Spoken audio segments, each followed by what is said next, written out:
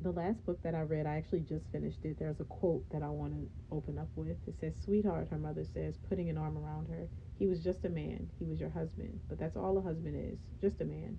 Flawed, infinitely fallible. The only way marriage works is to forgive and move on. And you can't do that for the sake of your marriage, obviously, but you have to do it for yourself." And this is something that it doesn't just apply to husbands. It doesn't just apply to wives. It's not just even romantic relationships. It When she said he was just a man, he was your husband, but that's all a husband is, just a man. We forget that our mom is just a girl. Our dad is just a guy. Your friend she's just a girl. And I think that we forget it because we don't ever see our wrongdoing. So when we look at ourselves as like above every situation, like, oh, I could never do that, like, I don't understand why people are like that, and you're always living from this space of constantly critiquing other people and never really turning a lens on yourself to reflect on your own actions and behaviors, it's very easy to be unforgiving. It's very easy to be condescending and to forget that these are people, right? And mind you, forgiveness in relationships, especially, doesn't always have to be cheating. There can be other forms of betrayal. And I think because when we talk about forgiveness with romantic relationships, people have a tendency to think that you're referring to cheating. I think that's why there's so much pushback sometimes when we have these conversations. But the truth is, when we learn to see the humanity in people, and when we learn to accept that people are going to disappoint us, our life experience will get better. Like, that sounds very solemn and dark, but it's the truth, and it really does set you free, because there's only one perfect, and it's not any of us.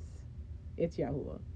So knowing that we serve a perfect God, and even in our imperfections, He loves us. He is quick to forgive us when we seek to repent, when we cry out to Him, right? We have this tendency to be very hard hearted, very prideful, very ego driven, almost to a point where we carry like unforgiveness with us, and we harbor unforgiveness, and we hold it over the person's head, like we don't want to forgive them because not forgiving somebody justifies how we treat them, and it gives us a reason to continue to be mean or indifferent, or to ignore them, or to stonewall them, or to shut them out, or to make them feel bad, and to make them pay over and over again for the mistake that they made or for the betrayal that they committed. And make no mistake, forgiveness doesn't always mean reconcile, right? That is not what I'm saying here. And I think that's an important point to mention as well, because I think some people think that just because you've forgiven someone, you're going to allow them the same access to you. Now, of course, that's a lot different, in my opinion, when it comes to marriage. I think that almost all things in marriage need to just be forgiven and move forward, and let's go ahead and reconcile. And I say almost all because there's only a handful that I can think of where you would probably need to leave, and not even necessarily go to divorce court, but like get yourself out of that situation, right, for your own physical safety. But the thing about forgiveness is we think that it's all about the other person, and like, oh, I'm not going to let them play with me. But it's for you. And being being a person who wants to constantly forgive and not hang on to offense, you will more easily be able to walk in the spirit. Okay? Like, the fruit of the spirit is what? Peace, joy, love, goodness, meekness, long suffering, faith, gentleness, and I think temperance. And so when you are thinking about walking in the spirit, how hard is it to be those things when you have unforgiveness in your heart? When you have unforgiveness in your heart, it steals your joy, it steals your peace. Why? Because you're thinking about how this person has wronged you and how angry it's making you. Unforgiveness eats away at us little by little. It makes us more and more bitter, and we think that we can turn it on and off, but it actually spreads through us like a disease. And it prevents you from being patient, it prevents you from being kind, because you're actually angry and you're hurt, and you're choosing to hold on to the hurt by not forgiving.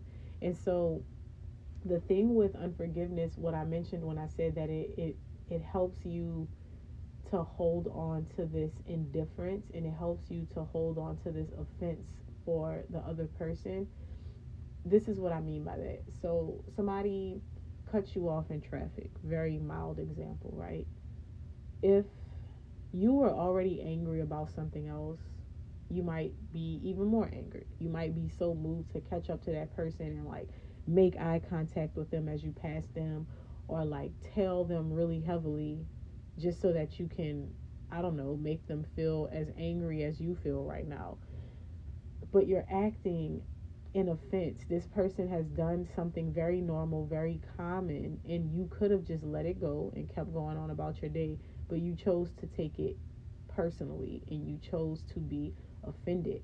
Now, in your offense, you're allowing anger to take a front seat, and you might actually get into an accident. You might actually upset the wrong person, and now there's going to be consequences to that. Whereas if that person had cut you off and you're just like, you know what, I don't care, it's fine, I'm just going to let them go on about their day, you go on about your day, whatever conversation you were having, whatever you were thinking about, you just go and you don't worry about it. You've forgiven them. It's under the bridge and you're no longer thinking about it.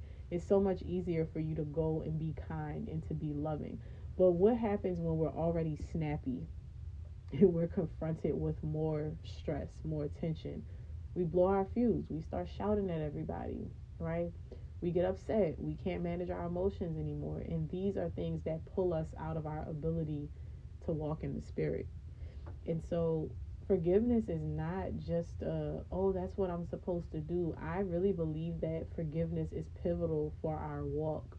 I really do believe that it is impossible to walk closely and to be on the narrow path seeking God without the ability to be forgiving. And again, this is not just for your romantic relationships, this is in general. One of the things that we have to be okay with, like I mentioned earlier, is that we are all human. So the sooner you're able to look at situations as this is a person and this is a person with emotions, because also, let's be real for a moment, you have people that you love very much, and when you're in a great mood you treat them well, but when you're in a bad mood sometimes, it's not that great. Think of your children, think of your husband or your wife, think of your parents, right? Do you sometimes get snappy with your children just for being children because something else was bothering you? Do you sometimes get snappy with your husband for a regular thing? Maybe he asked you one too many questions today, or maybe he asked you something that you didn't feel like talking about, or maybe he makes a comment and now it rubs you the wrong way and you're angry. It is normal for us to all have emotions. And so if you can think about when you feel overwhelmed, when you feel angry, when you feel frustrated, how is it that you react? Then you can start to think about it for other people too. And then you can start to lose your attachment to being personally offended. So if you go to the store and the cashier has a nasty attitude, you don't take it personally that she's being rude to you. She's probably being rude to everybody that comes in her line. And that's really not your problem, because she's doing it to everybody and maybe she's just having a bad day. There's no need to go and call her manager and cuss her out because she's being nasty, or correct her. Maybe just say something sweet to her. Your hair looks really pretty today. That can break the mean that anybody is wearing. Anytime I notice somebody looking down or like not in the best of moods, I try to give them a compliment, because you just never know what people are going through either.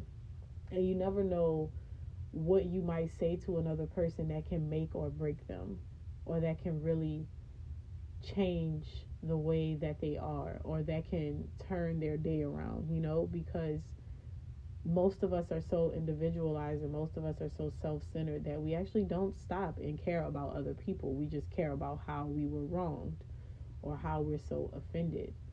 And this is something I remember. I was in a call with my mom. My mom has bad road rage, y'all. I was in a car with my mom one time and somebody did something, and she was, she went to yelling, and she was like, and I don't understand why they doing it. I was speeding. And I was like, Ma, you ever thought about, like, we don't know why people are speeding? She was like, here you go. You always got to be the voice of reason. I was like, no, like for real. Think about it. It could be a man trying to get his wife to the hospital because she's in labor. It could be somebody, a woman, she just started bleeding and she trying to hurry up and get home and get a pad. You know, like somebody can be late going to get their baby from school. Somebody could have just got a phone call that they need to meet at the hospital because one of their loved ones is injured, right? And it's probably not. I'm gonna be real with you. Most of the time, people just speeding just to speed. I don't know. It's probably not always an emergency, but do we know? Do we know? No. We have to give people grace. We have to give people the benefit of the doubt. We have to be understanding, and we have to put ourselves in their shoes, because even though I drive like my granny is in the back seat, there are some times when I'm pedal to the metal. Let's go. Danica Patrick is in the house, okay? And I know that in those moments when I'm trying to hurry up, the last thing you want is somebody slowing you down. And so when you can think of other people's offenses, and if you're going to take it personal in the sense of, wow, I've been there, right? Like, think about the cashier. And this is why I'm always so nice to people in customer service, because I've been in that situation, and it doesn't feel good to have people talking down on you. It doesn't feel good to have to be sweet and kind to people that are being rude and nasty to you. It doesn't even always feel good to be in that space of customer service for 8 hours, 9 hours, 10 hours at a time. Imagine taking call after call after call, and you're having to be like, how may I help you? How may I help you? How may I help you? Or you're checking out at the grocery store and they're just having to smile and wave at everybody. And yeah, some people are like, well, if you don't like your job, you shouldn't work there. But everybody has a bad day. Everybody has a bad day. Even if you love what it is that you do. I love creating content, but every now and then there's a day where I'm like, I'm not getting on these apps. And it is what it is. I don't log on, and I just enjoy my day outside of creating content. So I think that the forgiveness part, what she said that was so profound, was like, he's just a man. Like, we're just people. We're just people, and we're people who just, we don't give enough grace. Oh, I'm thinking about the book and now I want to cry. Y'all, the book was really good. That quote came from The Husband Hour by Jamie Brenner. When I say the book was really good, I mean the plot itself. I do feel like if I had to give it a rating out of 10, I would give it like an 8 out of 10. Not because of the plot. The 8 out of 10, the deductions would come from the fact that I feel like so many of the characters were very one dimensional in a very unrealistic way. Because even if you have somebody in your life that's like completely unreliable, that's not their entire personality, right? If you have somebody that always lets you down, that's usually not their entire personality. And I feel like the book, there were a couple of characters where I was like, I just feel like they could have had more depth to them, right? And it would not have taken away from the story to add a little bit more depth. But the story overall, it was one of forgiveness on many different fronts, because the main character is having to face forgiveness and resentment and bitterness and anger, and she's grieving the loss of her husband, and she's having to deal with that grief in a way that is not familiar to anyone around her. Her mom is trying to like hurry up and get her to start dating again and kind of imposing on her. She's trying to figure out some things after the death of her husband that have been like a mystery to her before. Um, she's dealing with family drama. She has like this beef with her sister. But then even outside of her, there's so much human isms that happen, like betrayal within the family, and just understanding. There even comes a part where she and her sister, they're so, they've been, their relationship was strained for so long, but there came a point in the book where they were able to just like cry together and be like, man, I love you. Like, I do love you. I love you. I hate that this happened, and I hate that it turned out this way, and I hate that this occurred, but I love you. And we just, I think we could all take a page out of that book, pun intended. I think we could all take a page out of that book when it comes to forgiveness and understanding, because even the quote that I shared, her mom said that to her, and then the quote came back to her mom like a few pages later when something happened with her own husband, because the mom and the dad were also going through their own issues within the book. And one of the things that she had to tell herself too was like, my husband is just a man, and I'm going to stand by him while he figures these things out, you know. And that goes back to what I said, like betrayal or heartbreak or forgiveness is not always from infidelity. It's not always from cheating and adultery and all of these things, because that seems to be what we think of when we think that somebody betrayed us. But there were some financial problems that she went through with her husband, and there were some ways that he let her down, that had nothing to do with him being with another woman. And I thought that it was very interesting to watch that storyline play out and to see how they dealt with it. But the story, it was like forgiveness on every corner. There were so many things that happened, and it just reminded me of how we are in real life. We all like to pretend like we're the, you know, the good guy. We're not the villain. We never do anything wrong. It's always other people. But when we think like that and it's always other people and we never want to forgive people, that puts us in a position where it's just a breeding ground for resentment and bitterness, and we don't want to be in that space, because then you start to act out of your flesh and you start to do things that you know you shouldn't do. That's how crime happens, honestly. Like heinous crimes, people killing, murders, all that stuff. It happens because people live in offense.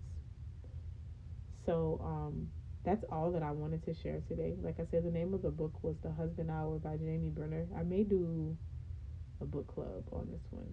I might do like a unpacking, not my typical book club where I read from the pages, but just where I talk about the book, because I do think that it brought up some interesting points. This is the second book that I've read about a widow and grieving her husband and finding out things about her husband after he died, and like going through this mystery and unpacking all of these things, but also being confronted with forgiveness and understanding and relationships. That's the one thing I love about reading.